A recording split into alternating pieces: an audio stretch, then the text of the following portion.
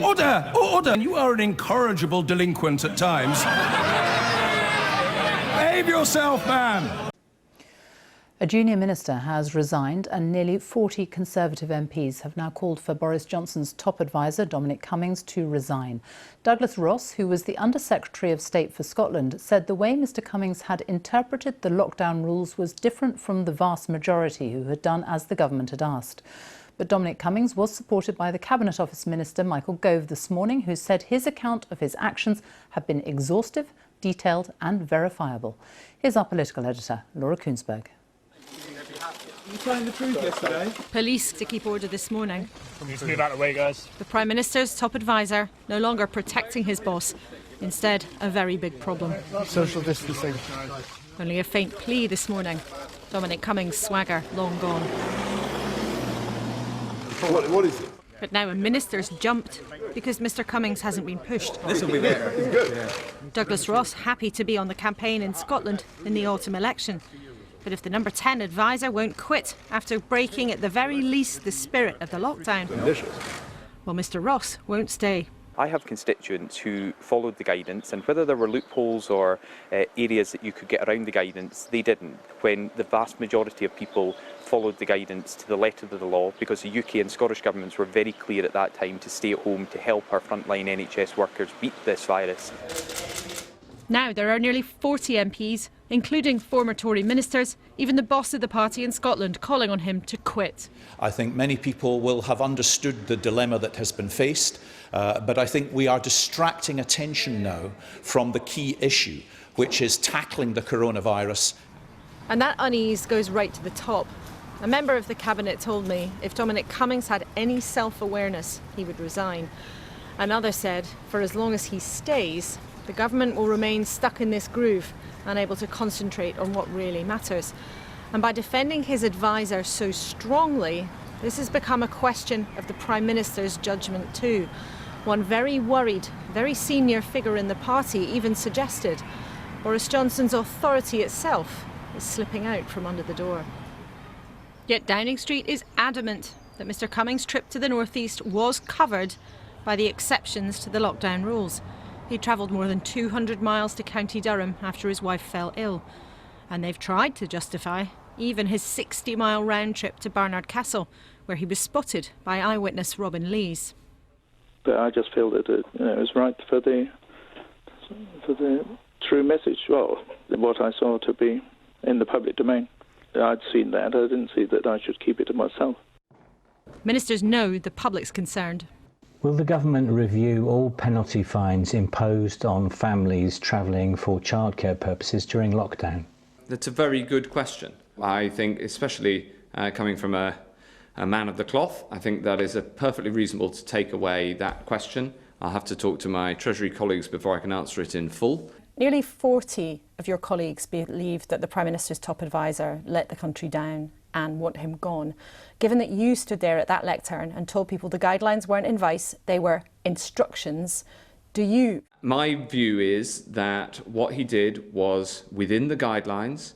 I can understand why reasonable people can take a different view. Do you admit that it's doing damage to the government's credibility, after a question from a member of the public, that you might review some of the fines that are being given to people if they were travelling for reasons to do with their children?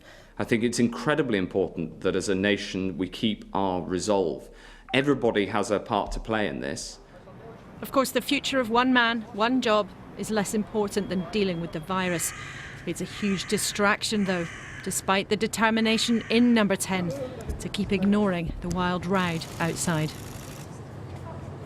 And whatever you think of us tonight, whether you're one of members of the public, you're furious about what's happened, or whether you think it's a whole lot of fuss and people should move on, it's not going away, because by the hour, more and more Tory MPs are going public and saying that Mr Cummings should quit. And it's not going away, because as we saw just in that press conference, ministers there, the Health Secretary Matt Hancock, had to try to sort of make up a policy on the hoof in response to a question from a vicar basically implying that other people's experiences with childcare and decisions they might have been made shouldn't go punished. Now, government sources are saying actually he wasn't announcing a review, he was just saying that, OK, the government might take a look at that question. But it is a sign of how this really has been sticking to the government. They have not been able to draw a line under it, despite the Prime Minister's support for the advisor at the weekend, despite that completely surreal press conference by Mr Cummings himself yesterday. But tonight, in Downing Street, in the core there, Boris Johnson is still adamant he wants him to stay on. Laura, thank you. The impact of lockdown has been profound. Social distancing has defined the way we live at the moment. Navigating a way out of lockdown and keeping the public on side was never going to be easy for the government. Some now worry the row over Dominic Cummings will make it even harder. Our home editor, Mark Easton, has been assessing the mood in the country. There are concerns that confidence in the government and the Prime Minister may have been damaged in the last few days. But how serious is it? With the help of research company Britain Thinks, we've assembled a cross-section of voters to calculate how the Dominic Cummings row has affected the public mood. It's one rule for all of us, and the government can do whatever they like, and we've got to accept it. It's completely out of order. I just didn't believe a word of it. I found he was very arrogant, and I think Boris Johnson's lost credibility. You can't break a regulation, and his 30-mile drive to the castle to check his eyesight, it's irrelevant. How can you drive 30 miles to check your eyesight? When you consider circumstance, considering a son who needs care all the time, and a wife who's ill or was briefly ill, I think there has to be a little bit of slack given. Listen to the job this man's got. He's crucial. He's needed. He could have stayed in that cottage for weeks. He chose to come back and help us in this crisis. Who here thinks that he should resign? He didn't, of course, apologise. Should he have resigned? Hands up. Trust in the government appears to have been declining even before the Dominic Cummings row. In early April, over 2/3 of people surveyed said they trusted the government to control the spread of the virus. By last Friday, that had fallen to a half. Do you think that the way the government is planning to ease the lockdown in England is right, or should they go faster, or should they go slower? Unfortunately, I feel there's going to be a second wave because more and more people are getting together and people aren't taking this as serious as should be. If the government guidelines are you're meant to meet one person, it's not really happening. And does that worry you? It seems like you can do whatever you want, really. I think they definitely do have to be more certain with the messages that they're putting forward. I don't think that the Prime Minister has any idea on what he's saying and what messages he's trying to put forward. I would really quite like to go shopping, but I don't want to catch corona doing so. Give it another week, another 2 weeks, see what happens. Don't jump into anything. This is a deadly thing. Today's survey suggests more than half of people worry the controls are being lifted too quickly, with just 13% wanting lockdown lifted faster. The Prime Minister's lack of assertiveness has been the defining point of the crisis. It hasn't been as much of a success as the country would have hoped for. I've just kind of lost faith generally because I just feel like, as usual, we're the kind of laughingstock nation. Like, I understand why we were kind of trying to keep things open, but unfortunately, as a result, I'm sure it's resulted in a lot more deaths than there needed to be. Trust in government matters, and even more so in a crisis. It may, quite literally, be a matter of life and death. Mark Easton, BBC News. We can't give the impression that there is one rule for some and another for the rest. He has undermined the essence of the government's stay-at-home messaging. He should do the honourable thing and resign. These are the words of Conservative MPs who are becoming increasingly furious that Dominic Cummings is still in his job. The chorus of complaints has resulted in another day of government ministers fending off allegations that Mr Cummings broke the lockdown rules when he drove his family to Durham in March. Our political editor Gary Gibbon is in Westminster. Gary.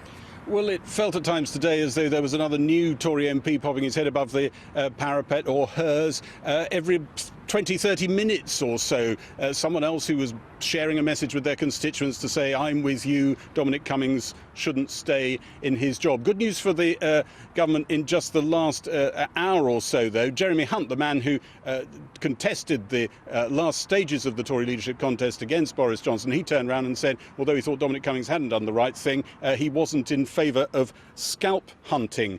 I'm told that people in Number 10 are looking through the lists of names of the 30-plus MPs who are out there, and they're sensing, even on the right and on the left, they're names that they would expect to be there, quite a lot of them. Some select committee chair people who they think are probably just trying to establish their independence. They're not yet convinced there is a critical mass of what you might call neutrals in there to properly worry them, though of course that could change. The opinion polls that we've seen already today, and there will be more, and the government are poring over their own private opinion polls, I'm sure, those are looking, the public ones, pretty grim. I'm told that some of the evidence that the government is looking at could be a bit more in the grey area and giving a tiny bit of comfort to Dominic Cummings. But the truth is the Prime Minister, everybody you talk to in government says this, isn't entirely sure what he'd do without Dominic Cummings. He is so central, the hub with the spokes coming out of it to this government, and really doesn't want to engage with the idea of losing him.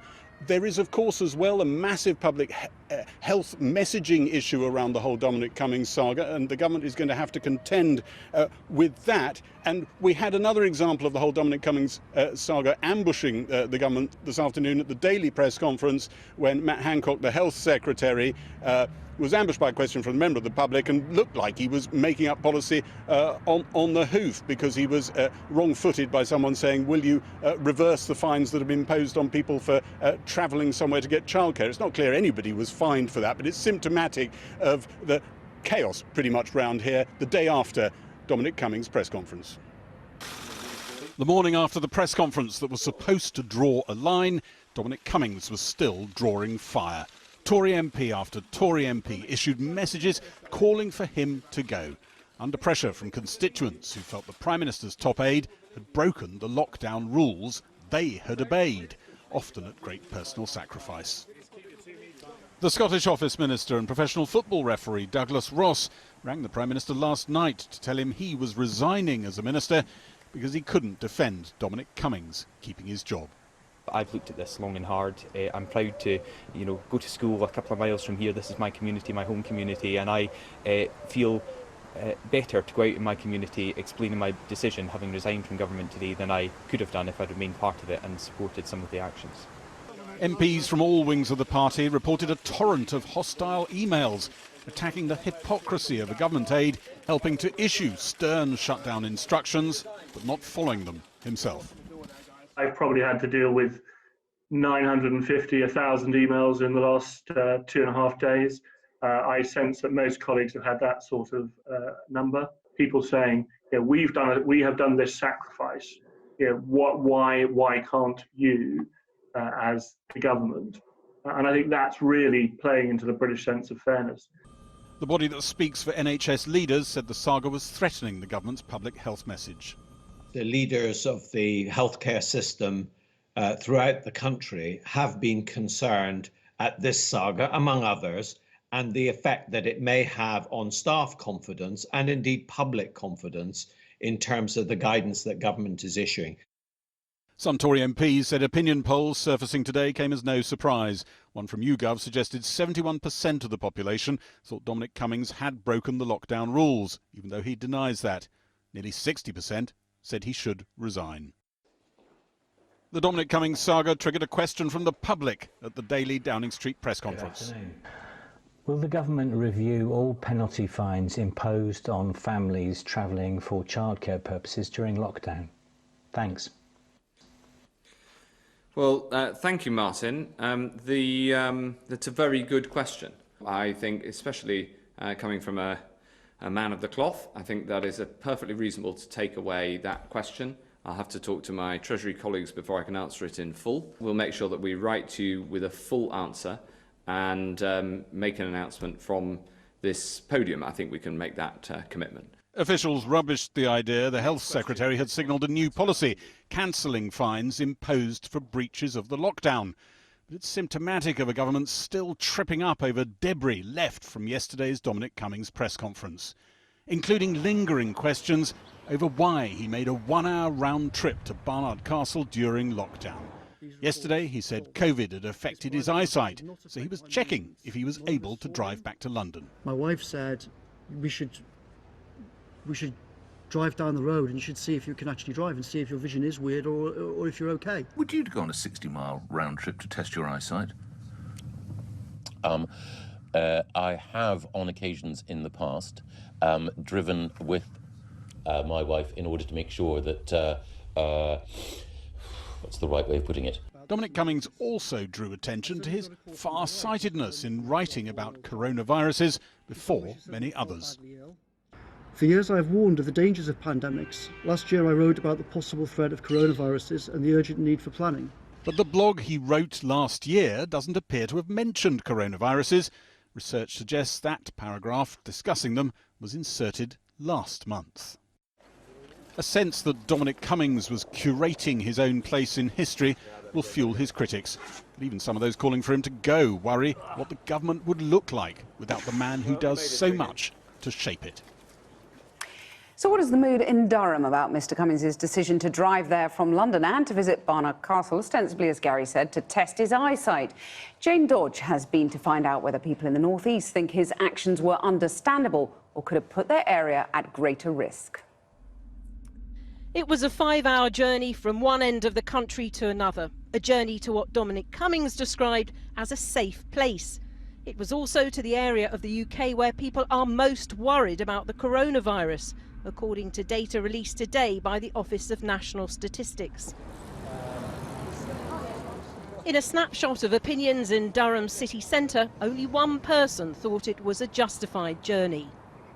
It's no worse than what people are doing on the beaches and going up mountains and this, that and the other and calling out the emergency services. It's no different, it's just that he's got a little bit of a higher profile. I think a lot of people would have forgiven him if he'd actually apologised for what he's done, because he has broken some of the rules, so yeah. And I think a lot of people think he's been stupid to do it. He tells a good story, but nobody believes it, basically. It's and I think really it's paving the way for everybody to kind of slacken down, slacken up with lockdown rules now. It wasn't just one journey of 264 miles from London to Durham on the 28th of March. On the 3rd of April, Dominic Cummings drove from his parents' home to the hospital to collect his wife and son. On the 12th of April, he drove to Barnard Castle and back, stopping off in Woods on the way home, a 60-mile round trip. And on the 13th of April, he drove back to London, a grand total of around 588 miles. It was the trip to Barnard Castle which has left some here scratching their heads. Dominic Cummings said he wanted to check if he was safe to drive because his eyesight seemed to have been affected by the disease. But he chose to take his wife and son. And then when he got there, he said he felt sick. Dominic Cummings said he sat on the riverbank for 15 minutes until he felt better. That's left one local MP struggling to understand why he took the risk. I started off with sympathy for him because I think a lot of people may be in similar positions who've got children. But if it's about childcare, Dominic Cummings then went on to take his child in a car on a 60-mile round trip to Barnard Castle to see if his eyesight was okay. Well, that's not responsible parenting in my book. What should he have done? He should have stayed at home and self-isolated. Mary Foy is Mr Cummings' parents' MP. She's one of 3 local Labour MPs. Yesterday, a local Tory MP, Deanna Davison, tweeted, "I sincerely hope that reports that Dominic Cummings travelled to tourist spots in Barnard Castle are not true, as I know my constituents would expect those with power to follow the same guidelines and make the same sacrifices we all have to make." Today, she didn't reply to our request for an interview. None of the Conservative MPs in the North East we asked for an interview were available. But this story is far from over. Durham Police is still considering a request for an investigation into Mr Cummings' visit. Jane Dodge. Well, now I'm joined by the former Chief Prosecutor from the northwest of England, Nazir Afzal, who spent nearly a quarter of a century prosecuting cases. Mr. Afzal, how could they have stayed within the rules and done that trip? I can't think of how. If you look at the regulations, John, it doesn't just define what a reasonable excuse is, but it gives you a dozen examples, none of which would apply to what Mr. Cummings did. I think he wanted to rely upon one that says he should be able to care for a vulnerable person. Well, that was brought in, as was the other one about escaping risk of harm for victims of domestic abuse who might have to leave because they are likely to suffer harm. There is nothing in the reasonable excuses, certainly the list that's in the regulations, that would permit the journey, not just the journey to Durham, the journey then to Barnard Castle and back, or the journey back to London. It is, without a doubt in my mind, a breach. The issue then is what consequences flow from that. But you're a former prosecutor. You would admit that there's actually not enough law here to prosecute, is there? Well, now there isn't. The reality is that what's happened in the last few days has just delivered chaos, confusion, complexity. What was a lesson or a message that all of us knew, namely we should stay at home and self-isolate if we're suffering. I've been spoken to, a number of people spoken to me today and said, well, what should I do in these circumstances? And I find it really difficult now to advise them, given the Prime Minister and his government have, in effect, said to Mr. Cummings that he's allowed to breach the regulations as he did. So there aren't any consequences that will follow legally. Perhaps there's a potential retrospective penalty that might be applied to him. The reality, however, is what it's done to the messaging to the public, that they now don't really know what they should be doing, and they think that maybe this gives them carte blanche to literally ride a coach and horses through the regulations. Well, you have a pretty good relationship with police sources. I'm just wondering how easy their job is now. I mean, has this made it complicated, or is it all dead straightforward? It was very difficult from the outset. As you know, there was some overzealousness because police officers aren't trained to deliver a lockdown or enforce a lockdown. They've told me, and I speak to them regularly, that it's become more and more complicated, more and more difficult. In fact, some have said to me in the last 24 hours, it's now impossible. They just do not know how they can possibly enforce these regulations, given what government has set out, and particularly the Attorney General, who said, in effect, that what Mr. Cummings did was lawful. We know, those of us who are lawyers who looked at it, that it wasn't lawful, it was a breach. But that means that mixed messaging has literally given the police an impossible job. Well, if he doesn't sack Mr. Cummings, perhaps what the Prime Minister needs to do is to come out and make a public declaration as to what people should do. Would you think that might be the right move? Well, in retrospectively, yes, we need some clarity, absolutely. The Prime Minister should say, right, this has happened, this is what the law should be. But it flows also in terms of consequences from there was no apology yesterday from Mr. Cummings, and then government ministers have stood by him throughout the last 24 hours or so. That message, you can't erase that. People have already seen and heard that. So whatever the Prime Minister now says, unfortunately, it's tinged and tainted by what he's already done. Supposing I'd said to you, look, this is so sensitive, we need you to come down to London and do a face-to-face interview on all this. Could you have done it legally within all these regulations? There's an exception that says if I'm travelling for work, but that would be to my normal workplace. It wouldn't be travelling 200 miles down to London. You know, my mother is on an oxygen tank in Birmingham. My brother died from COVID. I wasn't able to go to his funeral. You know, we've all had to make sacrifices. This is a shared responsibility, and when one person breaches that shared responsibility, all of us are affected by it. My sympathy, Mr. Afzal. I'm so sorry to hear that, but thank you very much indeed for joining us. Thank you. The huge amounts of political capital that the Prime Minister is spending to defend his right-hand man, Dominic Cummings, hasn't yet quelled the storm raging at Westminster. Granted, Mr. Cummings is still in his job as Advisor-in-Chief, but one government minister has walked away from his, Close to 40 backbench Tory MPs say Mr Cummings is the one who should be going, and by one measure the Prime Minister's approval rating has dropped 20 points to -1 in just a few days. A Dominic shambles, you might call it. But maybe we are missing the point. Ever since Brexit, Dominic Cummings has wanted to rewrite the political rulebook, just as Trump has done in America. So is it possible he will survive, indeed succeed, or is this a step too far, even for him? Did you find the truth yesterday? Not exactly the required 2 metres apart. The media and police scrum around the Prime Minister's most powerful advisor, Dominic Cummings, at 8:45 this morning. He's determined not to resign for leaving his London home when he and his wife had coronavirus symptoms, but he can't be confident he won't eventually be sacked. Especially since almost 40 Tory MPs, under pressure from their constituents, do think he has to go. Including this rather important one, a minister in the Scottish office no less, who's also a professional referee and is absolutely clear Cummings deserves the red card. I am faced with people who have missed funerals, people who couldn't be with loved ones as they were being treated or sadly died, and I can't therefore look at them in the eye and say they were wrong and Mr Cummings was right. But the Health Secretary begs to differ. My judgment, which is the same as the Prime Minister's judgment, is that what Mr Cummings did was within the guidelines.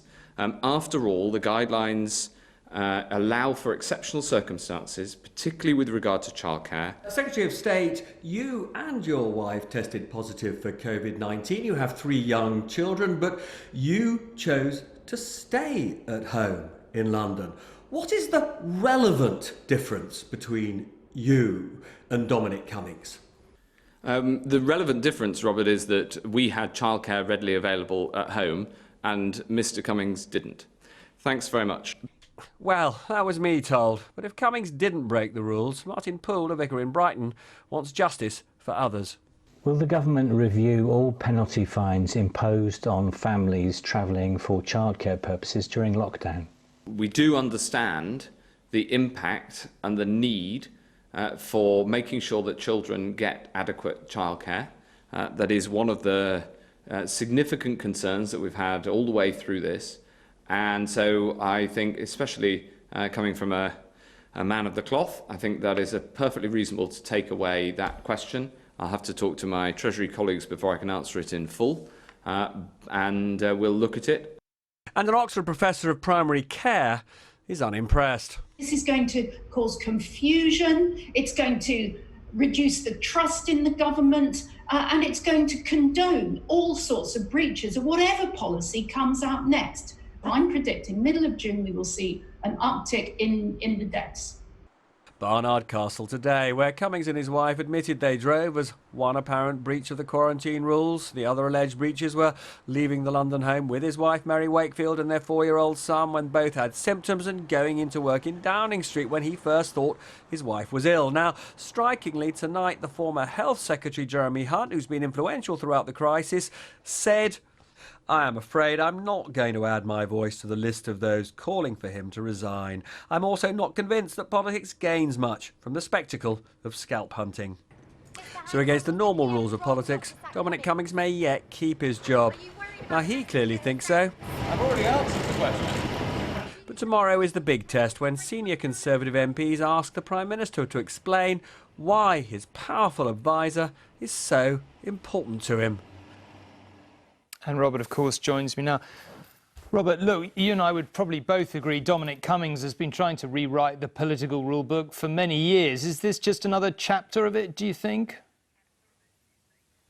Well, as you say, those of us like you and me who've been watching politics for a very long time would say that when a government is in such shambles, and that shambles can be laid at the door of an advisor, normally that advisor is toast on his way out. But Dominic Cummings is no ordinary advisor. He's the most powerful aide to any Prime Minister of modern times.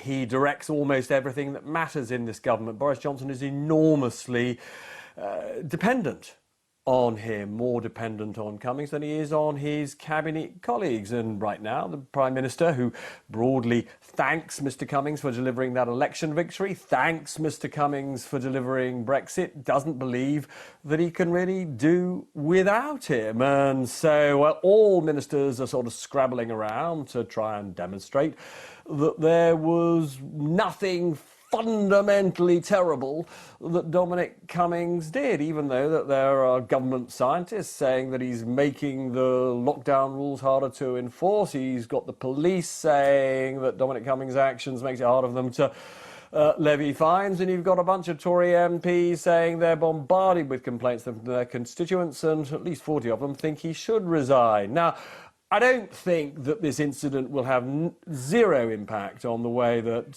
the Prime Minister governs. Very senior members of his party say to me that the message that they are communicating to Boris Johnson is this: if he feels Dominic Cummings is so important, then yes, he can keep him, but he will have to change his cabinet, because what they do think is that their voices aren't being heard, partly because not only is Dominic Cummings so strong, but his ministers are so weak. So they want Boris Johnson to choose: either replace Dominic Cummings or appoint more substantial figures to the cabinet.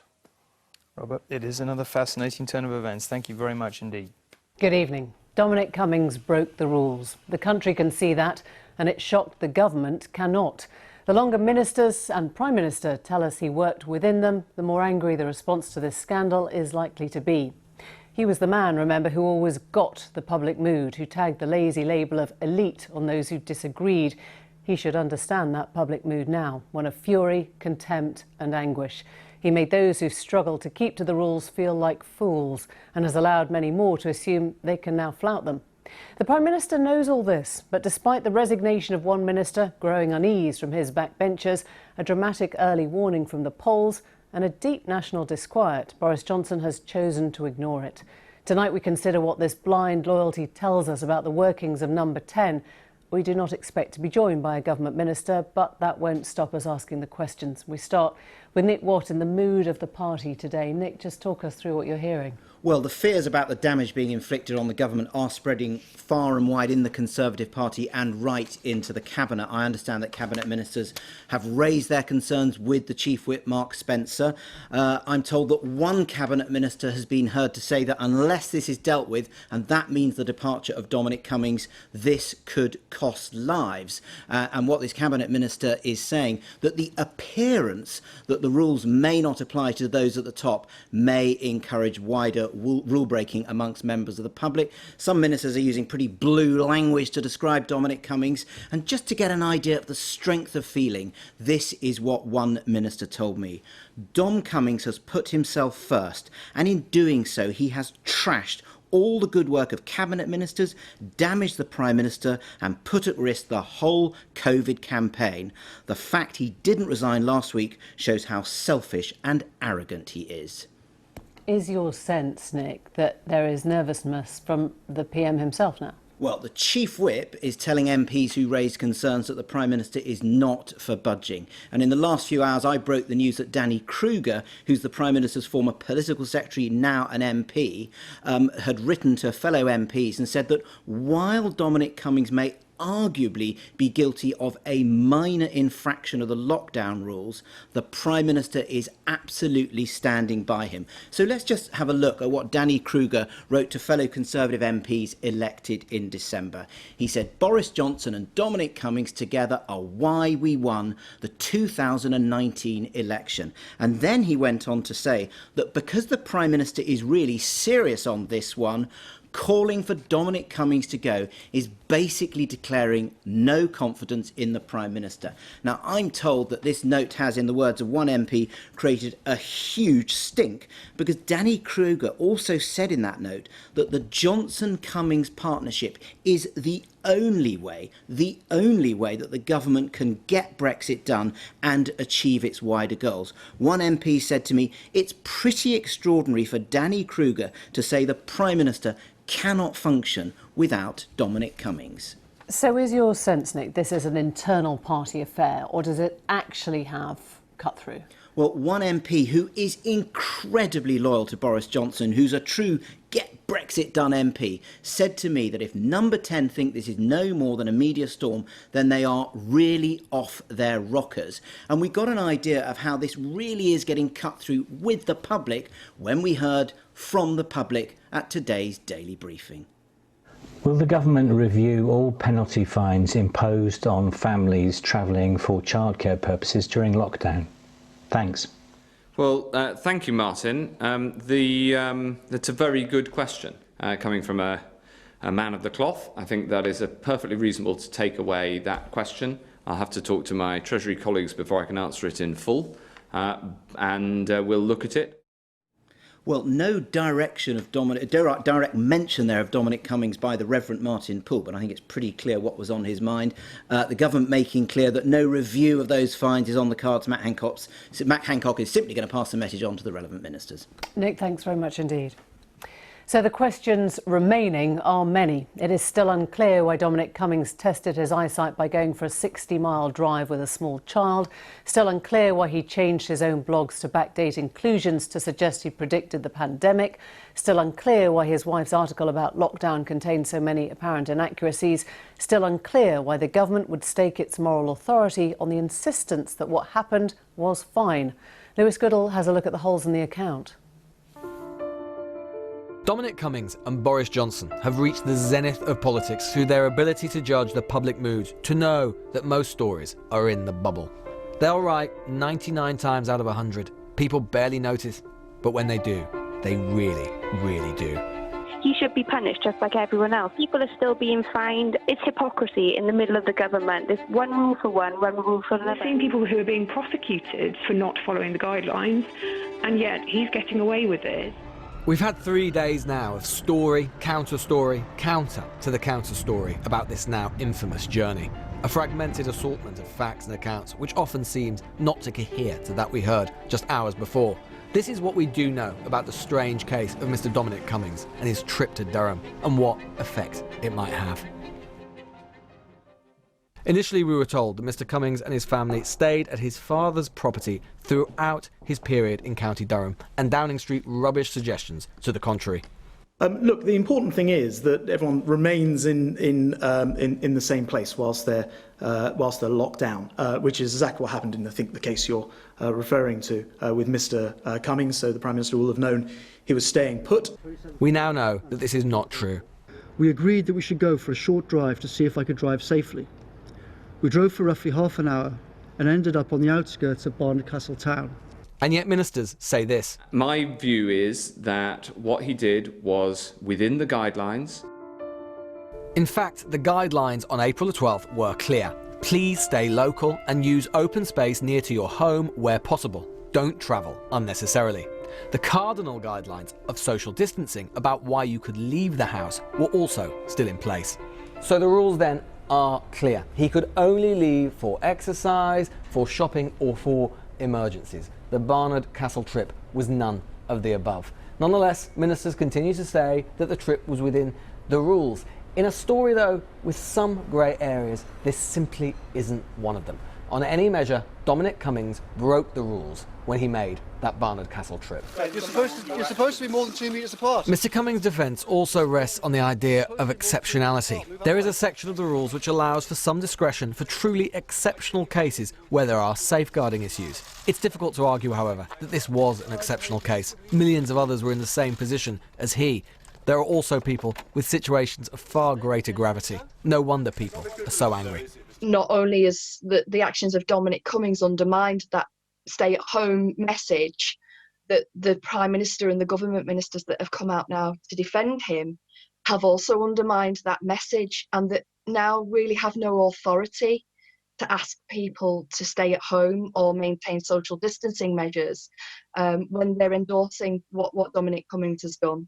And if you think about it even for a little bit, it quickly becomes clear how that exceptionality couldn't possibly have applied to Mr. Cummings' initial decision to make the trip to County Durham. Yesterday I gave a Mr. Cummings initially said that he thought it likely that he and his wife had COVID. That's why he decided to travel. Then he said, I discussed the situation with my wife. She was ill, She might have COVID, though she did not have a cough or a fever. This is the problem. Mr. Cummings' defence is partly quite circular. On the one hand, he says that he had to go to Durham partly because of his wife's symptoms. But if she had had COVID symptoms, then she would have been forbidden from travelling, and that would have been against the rules. So then he says that in fact she didn't have COVID symptoms, and as a matter of fact, neither did he. But if that's the case, there was no need to make the trip to Durham in the first place. There was no safeguarding issue for the child. In either case, there was little exceptionality, and given that he travelled with the disease, certainly in his car, it is very bizarre for ministers to claim, as they have now started to do, that Mr. Cummings acted in a way which helped suppress the virus. In the case of Dominic, what he sought to do was to ensure that he and his family were not in a position where they risked spreading the infection to others. In the meantime, many of the scientists that Mr. Cummings so admires and who are advising the government about COVID are tearing their hair out. This is a health crisis that's of momentous significance for this country. To treat it as though it was a political crisis and about reputation is problematic, because if it's about reputation, then you're potentially sacrificing lives of the population to preserve the reputation of a government. And I think personally that obviously most people would, the lives of the population are more important. People may well have some sympathy with Mr. Cummings, and indeed, if his defence had been that he simply broke the rules as a father to do the best for his family, then that would be one thing. But that is not Mr. Cummings' defence. Mr. Cummings' defence is that he didn't break the rules at all. As we've shown, by any reasonable interpretation, that is not the case. And ministers are saying the same thing, that he didn't break the rules. And though it would be very tempting to simply focus on Mr. Cummings, the truth is that he is only there because he enjoys the confidence of the Prime Minister. If this country's public health strategy and response is affected by this episode, the buck will stop with him. This is no longer a story just about Mr. Cummings' actions. Now it's about how ministers are describing them, their straightforwardness with those who elect them. Dominic Cummings' politics, in all its bombast, was on display this weekend. We are, perhaps, about to see if the public have tired of it. Lewis Goodall with that report. Well, we asked the government to come on this evening. They told us, do join in at home if you know the words. No one was available. Joining us now, though, Ian Blackford, the leader of the SNP in Westminster, and the Conservative MPs Craig Whittaker and Andrew Bridgen. If I can start with you, Craig, Lewis has comprehensively showed the ways in which Dominic Cummings broke the rules. Why do you think that the government has refused to recognise or acknowledge that? Well, I don't know is the answer. What I can tell you, though, is that, look, Dominic has made a decision. All I can do and all anybody can do is take that at face value. The problem, though, is that Dominic Cummings is not taking responsibility for that decision.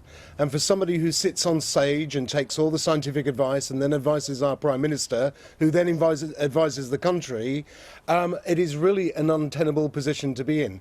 I respect he's taking a decision, but what I can't get my head around is why he can't take responsibility for that decision, and surely he must realise, as the Prime Minister must realise, his position is untenable. Well, you've called for him to go, but what happens if he doesn't? Well, that isn't down to the backbench MPs. All we can do is try and put pressure on the government and try and relay what our constituents are talking about. And I'm not talking about the hard Brexiteers that have been contacting us, or indeed the hard momentum people. I'm talking about the majority of the emails in my inbox and that I've been dealing with for the last 2 months are from people that have suffered real hardship because of this lockdown that Mr. Cummings advised the Prime Minister on what to do for the right reasons, but he must take responsibility. So that's my view.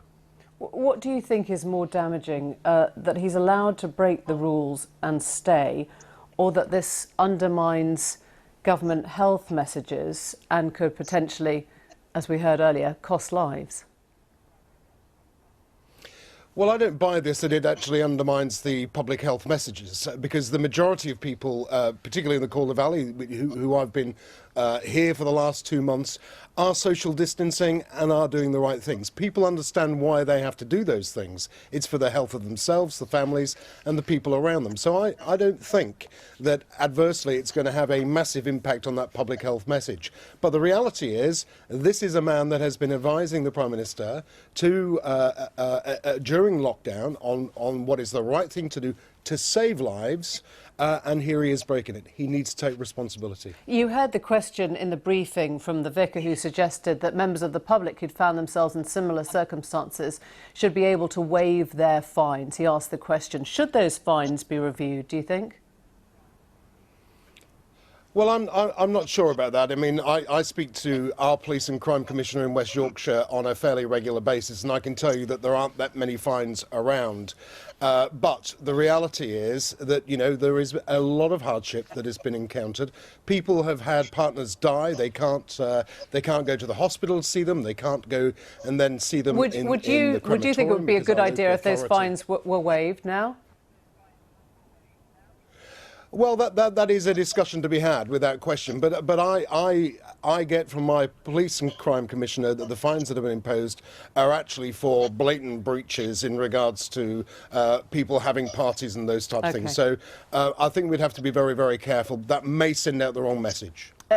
Andrew Bridgen, when you see your colleagues, Conservative colleagues, feeling as strongly as they do you worry that your Prime Minister is standing by someone who's so clearly flouted the rules he helped to craft? I think Dominic Cummings explained himself and his reasoning yesterday very well. What's clear is that this is turning into a media witch hunt.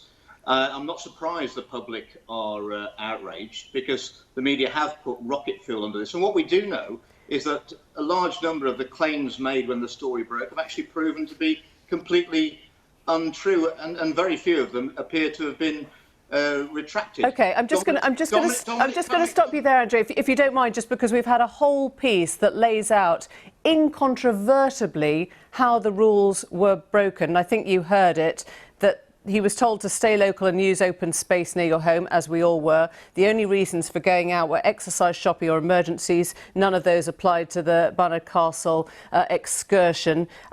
It was very difficult to argue this was exceptional, and that if his wife was infected, they shouldn't have made the journey, and if she wasn't, then they didn't need to. So on every level, what he explained yesterday clearly doesn't fit with the rules your own government set. So I'm just not understanding why you choose to blame the media for a senior political advisor breaking his own rules and watching your Prime Minister stand by that. Well, there is leeway for childcare, and I'm sure that, given the benefit of hindsight, that his wife was not so ill that she couldn't care for their child, so they weren't both incapacitated, he would have stayed in London. But he didn't have the benefit of hindsight when he made the decision that he needed the support of his family in case that were the event. That is a perfectly logical explanation to come to. So anyone else who'd been in that situation, just to check, in your view then, anyone else who'd been in a situation where they decided on their wife's birthday to make a 60-mile round trip to test their eyesight, that would have been fine and legitimate and understandable? I think it's understandable that a dedicated public servant in a crucial role, a critical worker during a crisis where he's at the very centre of deciding government policy, as soon as he was recovered, and his wife had been ill, his child had been ill, he'd been in self-isolation, as soon as he recovered and was cleared to medically return to work, wished to make a 5-hour journey, having been ill for a fortnight, and he tested whether he was capable of carrying out that journey. Now, what I put to you, Emily, is that had we replaced that critical worker, Dominic Cummings, with a doctor returning to frontline hospital 260 miles away, we wouldn't be having this debate today. I'm not sure what the difference is, apart from that the media have blown this absolutely out of proportion. Right. So and it's going to come back and bite the media. I wonder why so many of your own colleagues, including many from the ERG, don't understand that then. I mean, What is it about Tory MPs and Tory ministers and even cabinet ministers that we've all heard from today who've said this is out of order? Why are they not supporting him or the Prime Minister on this? Dominic Cummings is not someone who courts popularity within the party. He's not a member of the Conservative Party. I wouldn't say he's not a friend of mine. I don't have a particularly good relationship with him. But at the end of the day, I think a proportion of my party are getting the media backlash and also getting it back from their constituents, which the media have put rocket fuel under this debate. So your constituents can't think for themselves? Is that what you're saying, that your constituents are swayed by a media putting rocket fuel on something, not that they're shocked and might respond in the way that they feel? What else have the media talked about for the last 4 days? And it's quite patronising, isn't it, to your constituents to assume that they can't make up their own minds on stuff that they're hearing? Well, they're bombarded with it 24/7, and some of my colleagues seem to be under the misapprehension that if they throw Dominic Cummings to the wolves, that they'll go away. I've always felt that you have to do what's right, and you can't feed a monster; you have to fight it. Ian Blackford, your government in Scotland is going right now full steam ahead with track and trace. Does that still work if people aren't isolating in the way that they say they are?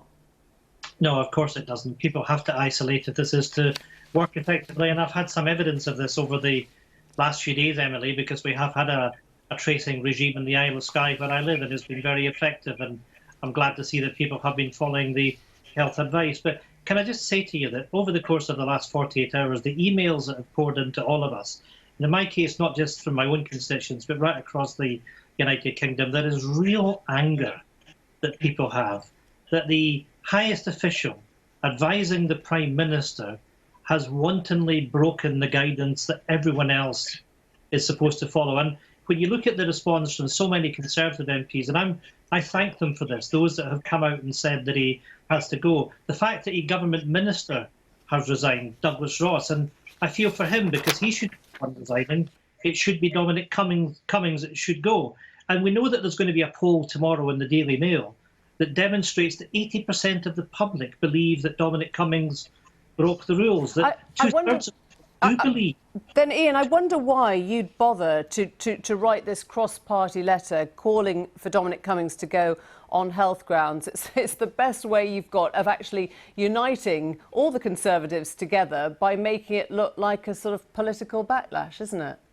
No, I'm doing this, and my colleagues are doing this, because we want to make sure that the public health messages are the ones that are at the forefront. And I'm asking MPs right across the House to put pressure on the Prime Minister to remove this individual, because that poll that's in the Daily Mail tomorrow is going to suggest that two-thirds of the public believe that the public advice is being impacted by this, and as many as two-thirds of the people believe that people won't follow the government advice. This is a serious situation in a crisis, and quite simply, Dominic Cummings should have recognised that on the basis of breaking the rules, which he ought to have apologised for, he should have resigned. And the Prime Minister has to show proper leadership and recognise that this man has to go. There's no ifs, there's no buts about that. But you, in a sense, by talking about the polls instead of about actual public health, you are letting him dominate, aren't you? I mean, if you actually want to get back to track and trace, want to get back to the public health message, you have to drill that down rather than talk about everyone, you know, going their own way and losing confidence. Well, I can contrast what's happening in the UK with what's happening with our own Scottish Government, because that's exactly what we are doing. We're concentrating on getting the messages across. But this is, to use a good Gaelic word, this is a burach. This has become a distraction, because we cannot have a situation where the highest advisor to the Prime Minister can disregard the rules. You end up in a situation that the elite can behave one way, but the general public must behave another. And you saw that with the question from the vicar that you referred to earlier on. Right. Then we end up in the government even not knowing whether people should pay fines or not. This is a shambles, and it has to be brought to an end, and it should be brought to an end by Dominic Cummings being shown the door. Thank you all very much indeed. Thanks for joining us this evening. Appreciate it.